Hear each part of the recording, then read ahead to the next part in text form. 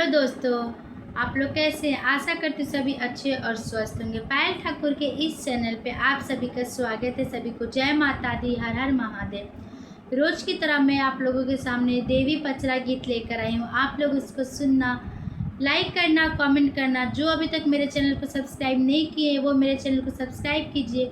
गीत कैसा लगता है कमेंट बॉक्स में बताइए। गीत को अंत तक सुनिएगा। आइए मैं अपना ये गीत शुरू करती हूँ। जब जब चाहते कुवार आबेला जी, जब जब चाहता कुवार आबेला, शीतला मैया जी के डोलिया कहार आबेला, हमेरा मैया जी के डोलिया कहार आबेला।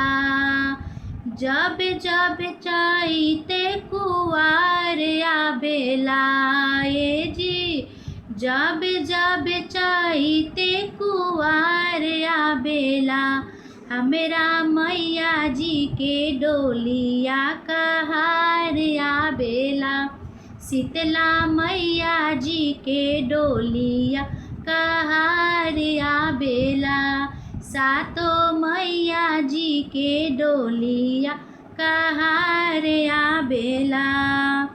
लाल लाल डोलिया के लाले रे ओहरावा, लाल रे ओहरावा हो, लाले रे ओहरावा, लाल लाल डोलिया के लाले रे ओहरावा, माई के दुलरवा बगवा बनल बा कहरवा, बनल बा कहरवा हो, बनल बा कहरवा, लाले लाली डोलिया के लाले रे ओहरवा, माई के दुलरवा बगवा बनल बा कहरवा, लाल लाल झंडा फहराते आबेला जी, लाल लाल झंडा फहराते आबेला,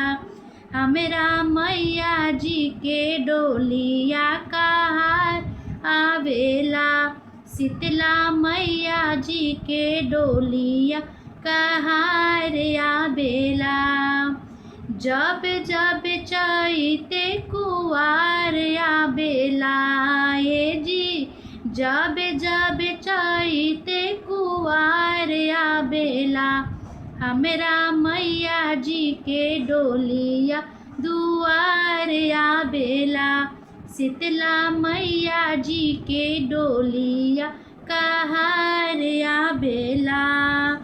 वीर बजरंगी जी करेले अगुआई, करेले अगुआई हो, करेले अगुआई, ऋषि मुनि देव संगे आवे ब्रह्मा ज्ञानी, आवे ब्रह्मा ज्ञानी हो, आवे ब्रह्मा ज्ञानी, वीर बजरंगी जी करेले अगुआई, ऋषि मुनि देव संग आवे ब्रह्मा ज्ञानी, नारद जी के वीणा बजाते आबेला जी, नारद जी के वीणा बजाते आबेला, हमेरा मैया जी के डोलिया कहार आबेला, शीतला मैया जी के डोलिया दुआर आबेला, सातो मैया के डोलिया कहार आबेला। चंवर डोलावाते आवे गने राजा जी, डमे डमे डमरू बजावे भोले बाबा, चंवर डोलावते आवेले गणे राजा जी, डमे डमे डमरू बजावे भोले बाबा, कान्हा जी के बंसिया बजते आवेला ए जी कान्हा जी के बंसिया बजत आवेला, हमरा मैया जी के डोलिया कहार आवेला। शीतला मैया जी के डोलिया दुआर आवेला, जब जब चैते कुवार आवेला। ए जी जब जब चैते कुवार आवेला, हमरा मैया जी के डोलिया कहार आवेला। शीतला मैया जी के डोलिया कहार आवेला, सातो मैया जी के डोलिया दुआर आवेला।